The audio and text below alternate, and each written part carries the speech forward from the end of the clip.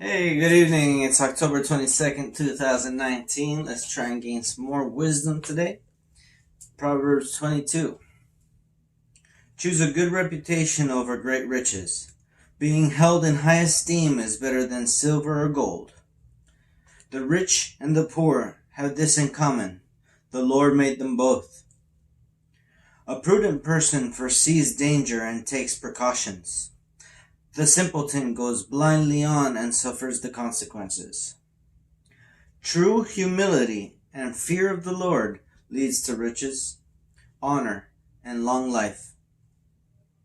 Corrupt people walk a thorny, treacherous road.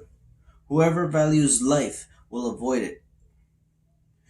Direct your children onto the right path, and when they are older, they will not leave it.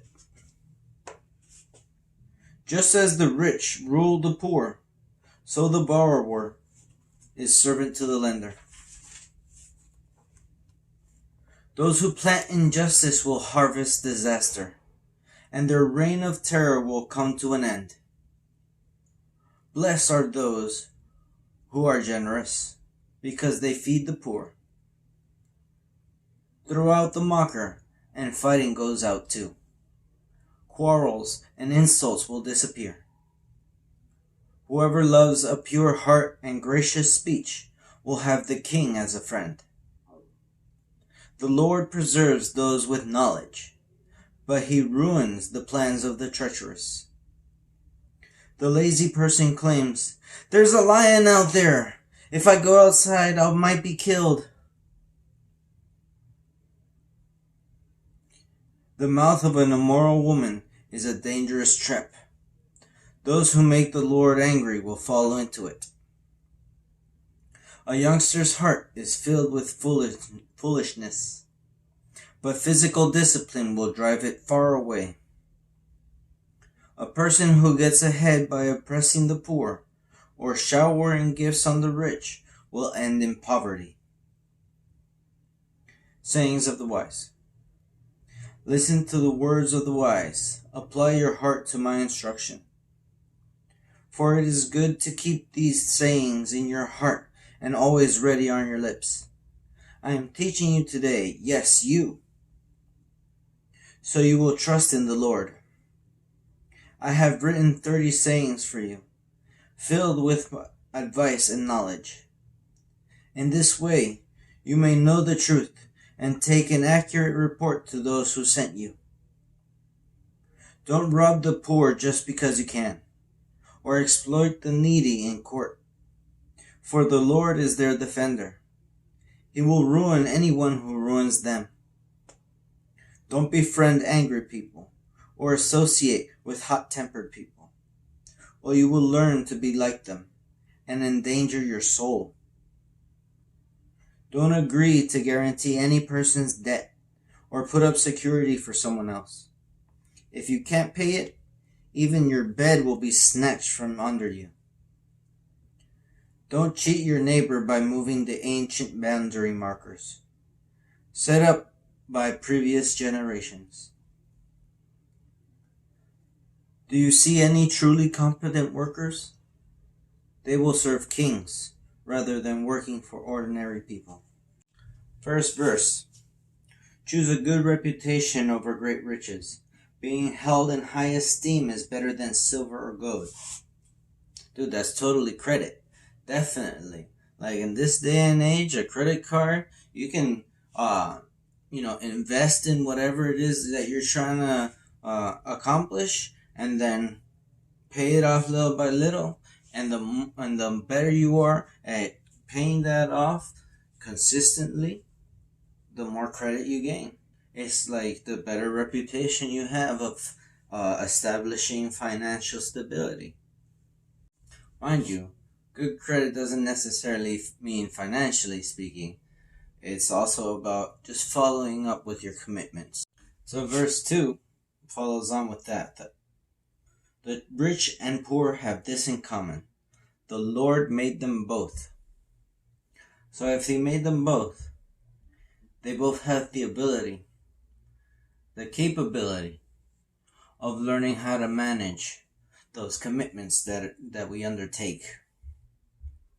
We both have the capability of learning from our past deeds and making sure that we don't commit the same mistakes. We can help God help us, so to speak. With that said, it's probably even better explained here in verse 3, where it says, "A prudent person foresees danger and takes precautions.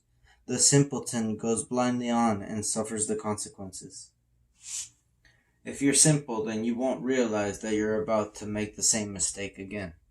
That's what I saw. That's what I understood.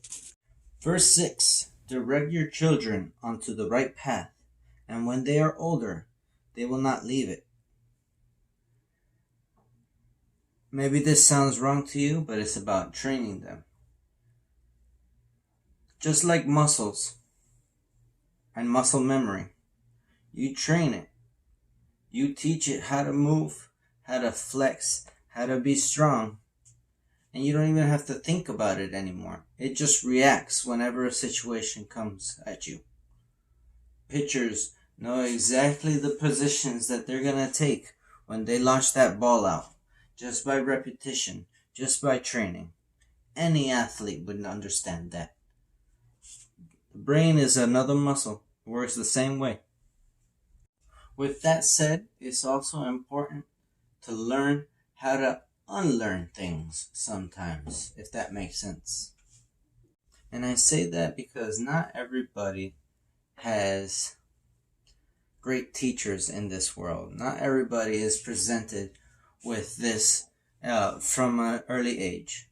So when it's your time to teach, to inspire, to pass on wisdom, I hope that you do so to the best of your ability, trying to inspire love, trying to inspire camaraderie, compassion, understanding, because you reap what you sow.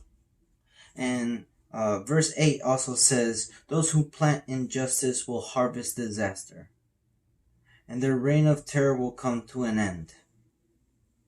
How many tyrants don't we see that they create the same people that bring down their reign of tyranny?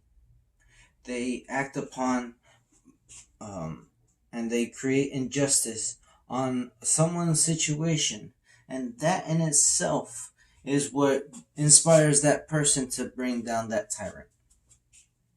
You reap what you sow. Reaping what you sow could also be a great thing. Verse 9, it gives a good example on that. "Blessed are those who are generous, because they feed the poor." And as we learned in a previous proverb, when you give to the poor, you're lending to God, and He will definitely repay you. Verse 10, "Throw out the mocker, and fighting goes too. Quarrels and insults will disappear." You gotta rebuke them, man. Girl, kids, peeps. Like, be brave. Stand up for what you believe in. Don't let people make fun of it. Be respectful, but don't let people make fun of it. Because maybe they might say something to your face. Maybe they might be like, "Oh, don't be such a square," or whatnot. But on the inside and behind your back, they'll actually be envying you, being jealous of how strong you are. Verse 15, let's talk about that one for a little bit. "A youngster's heart is filled with foolishness, but physical discipline will drive it far away." So youngsters, when you're disciplined, take it as a good thing, as love is being provided to you out of maybe not the best way, but definitely love that they're trying to correct you, because we just don't know better when we're kids. We don't have that perspective. Now, parents, I invite you to not ever use physical discipline out of anger or in moments where you're heated, because it could get to the abusive side. In fact, try to not see physical discipline as spanking rather than putting them to work.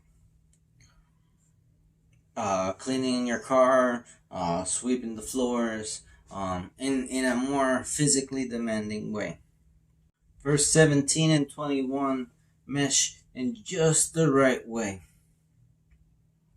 Listen to the words of the wise. Apply your heart to my instruction. In this way, you may know the truth and take an accurate report to those who sent you. Practice. Try to make the things in here come alive in your life through practice. Listen to the words of advice.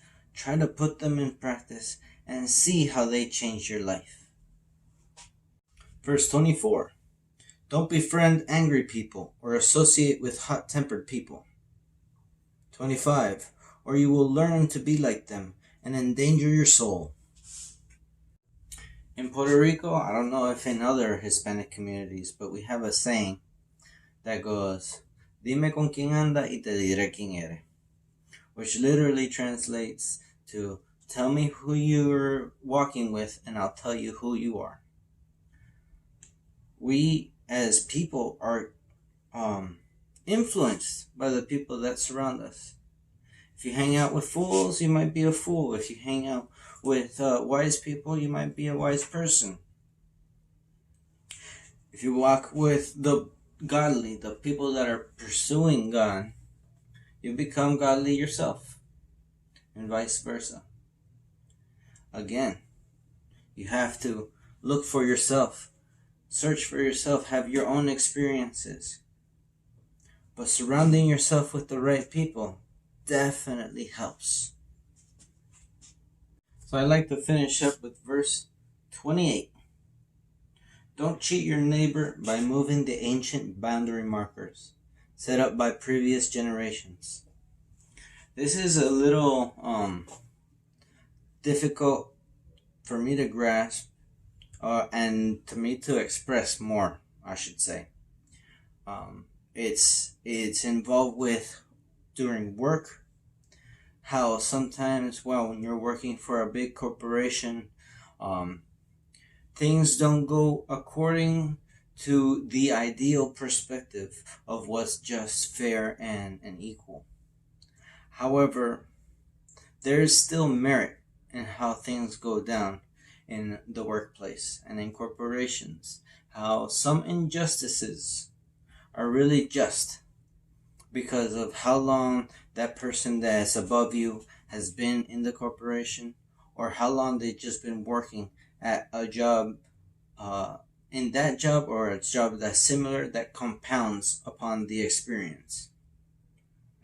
And what really makes a person valuable in the workplace is experience, how that becomes problem solving, how that actually helps the group at large. So in society, if there are certain boundary markers, common sense maybe, you might call it, that has to be respected and acknowledged. Because if not, then you're just stepping on so many people that came before you that have been working towards the same or similar goals. Because we're all trying to keep our families safe. We're all trying to get ahead and establish ourselves so we're not just having to survive, but thriving in life. With that said, let's try and do that by following Jesus, having Him be our guide, establishing a relationship with the Creator, and I hope you guys stay blessed.